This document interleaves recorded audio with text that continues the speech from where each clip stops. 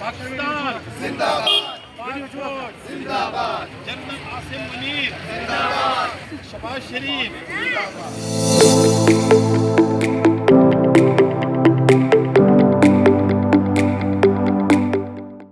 V news کے ساتھ خیبر سے میں ہوں ہجرت علی آفریدی۔ امریکہ اور ایران کے مابین جنگ بندی میں پاکستان کے مثبت کردار کے پیش نظر یہاں کے مسیحی برادری نے ایک ریلی کا اہتمام کیا ہے، جس کا وہ یہ بتا رہے ہیں کہ فیلڈ مارشل عاصم منیر اور شہباز شریف نے جو کردار ادا کیا ہے ان کے حوالے سے انہوں نے اظہار تشکر منایا ہے۔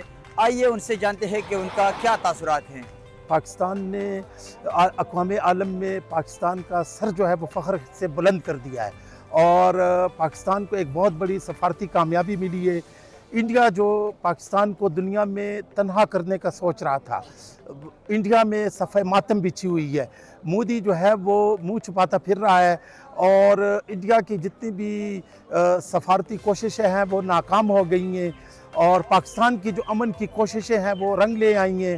اور میں یہ سمجھتا ہوں کہ جنرل عاصم منیر اور میاں شہباز شریف صاحب کو نوبل انعام کے لیے نامزد کیا جائے۔